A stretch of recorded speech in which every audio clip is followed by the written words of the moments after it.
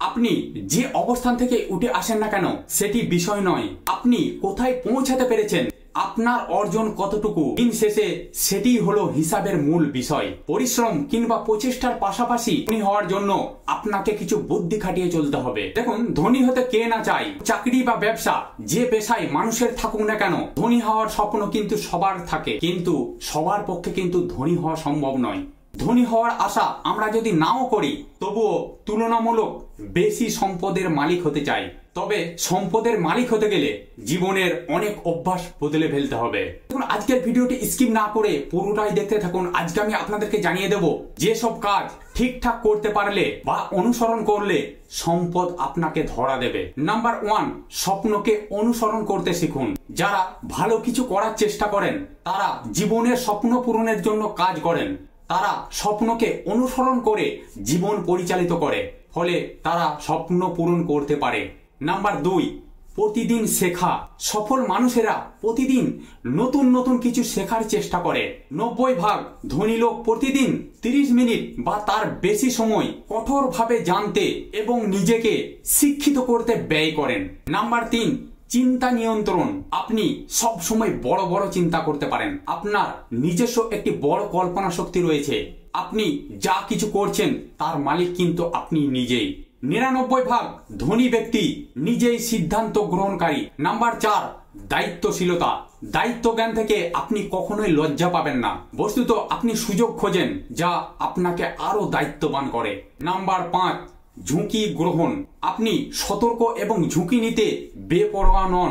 সতর্ক এবং ঝুঁকি গ্রহণকারী তাদের বাড়ির কাজ করেন। নতুন ধারণা এবং উদ্যোগ তাদের মধ্যে একটি ব্যবসা চালু করার আগে ঝুঁকি নিয়ে তাদের দক্ষতা এবং জ্ঞানকে কাজে লাগান।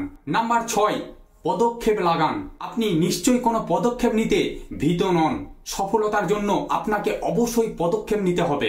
বসে থাকলে বা শুধুই চিন্তা করলে কখনোই আপনি সফল হতে পারবেন না। নাম্বার 7, ব্যর্থতা জয় করা।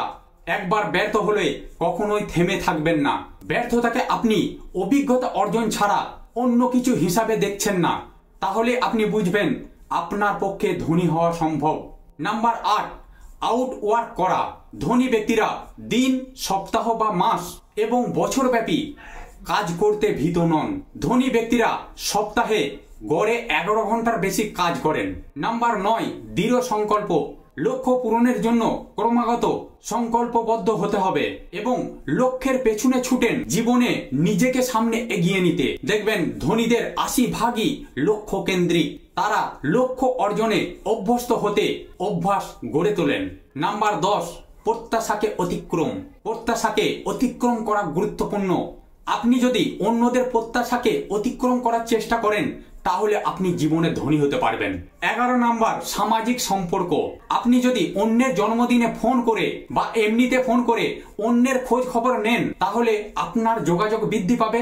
আপনার মূল্যবান সম্পর্ক আপনার জন্য নানা রকম দ্বার খুলে দেবে। মনে রাখবেন, সম্পর্ক আপনার কাছে অর্থের মতোই দামি। 12 নম্বর, অন্যকে প্রাধান্য। লোকজন আপনাকে পছন্দ করে, তারা আপনার সঙ্গে কাজ করতে এবং ব্যবসা করতে পছন্দ করেন। আপনি লোকদের প্রফুল্ল হতে সুখী, উৎসাহী এবং আশাবাদী করে তোলেন। 13 নাম্বার, মিতব্যয়ী। মিতব্যয়ী হওয়াটা ধনী হওয়ার অন্যতম উপায়। বিশ্ববিখ্যাত বিনিয়োগকারী ওয়ারেন বাফেট, তিনি বিলিয়ন ডলারের মালিক। তিনি নিজেকে অত্যন্ত মিতব্যয়ী বলে দাবি করেন। 1958 সালে অল্প দামে তিনি যে বাড়িটি কিনেছিলেন, এখনো কিন্তু তিনি সেই বাড়িতেই বাস করছেন। এছাড়া জীবনযাপনের জন্য সর্বদা সাধারণ উপকরণ ব্যবহার করতে তিনি পছন্দ করেন। একইভাবে টাকা হলেই নানা রকম বিলাস পণ্য ব্যবহার করে শেষ করতে হবে কিংবা ঘন ঘন গাড়ি বাড়ি বদল করতে হবে, এমন ধারণাকে তিনি অপছন্দ করেন। 14 নম্বর, ভুল থেকে শিক্ষা। একবার ভুল করা মানেই সবকিছু কিন্তু শেষ হওয়া নয়। সবারই কিন্তু ভুল হয়।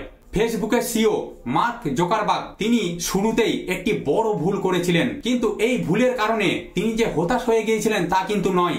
এই ভুলটি তিনি পরবর্তী সময়ে দ্রুত সংশোধন করে নেন। তিনি জানান এই ভুলের কারণে হয়তো তার কয়েক বিলিয়ন ডলারের ক্ষতি হয়েছে, কিন্তু এই ধরনের ভুল আর কোনোদিন যেন না হয় সেই জন্য তিনি সতর্ক হয়ে গেছেন। 15 নম্বর, আত্মবিশ্বাস। যে বিষয়টি আপনার বিশ্বাস সে বিষয়েই বিনিয়োগ করতে হবে, অন্যথায় বিনিয়োগ থেকে সঠিক ফলাফল পাওয়া যাবে না। Amazon.com এর সিইও জেফ বিজোস 2013 সালে ওয়াশিংটন পোস্ট পত্রিকা কিনে নেন। তিনি বিশ্বাস করতেন এতে তিনি কিছু একটা ভালো করতে পারবেন। তার সেই বিশ্বাসকে তিনি বাস্তবে প্রমাণ করেন। তার মালিকানায় ওয়াশিংটন পোস্ট পত্রিকা বর্তমানে একটা বিরাট জায়গায় পৌঁছে গিয়েছে। 16 নম্বর, সঠিকভাবে অর্থের যোগান। নগদ অর্থের প্রবাহ ছাড়া ব্যবসা চালু রাখা সম্ভব হয়ে দাঁড়াতে পারে না। হংকংয়ের সবচেয়ে ধনী ব্যক্তি লি কা-সিং অল্প বয়সেই তার পরিবারের সহায়তার জন্য পড়াশোনা ছাড়তে বাধ্য হন। তবে 22 বছর বয়সেই তিনি সফলভাবে প্রথম ফ্যাক্টরি চালু করতে সক্ষম হন। এরপর নানা ধরনের ব্যবসা তিনি সফল করেছেন। বন্ধুরা, আজ এই পর্যন্তই। নিশ্চয়ই আপনারা বুঝতে পারলেন, আপনারা যদি এই বিষয়গুলি মেনে চলতে পারেন তাহলে আপনি অধিক দূরত্ব থেকে আরো দ্রুততর আপনি ধনী হতে থাকবেন। তো আজকে আমি আর ভিডিও বড় করছি না। যদি চ্যানেলে নতুন হয়ে থাকেন চ্যানেলটিকে অবশ্যই সাবস্ক্রাইব করে দেবেন, কারণ প্রত্যেকটা মুহূর্ত প্রত্যেকটা সময় এই ধরনের নিত্য নতুন ভিডিও আমি আপনাদের কাছে পৌঁছে দেবো।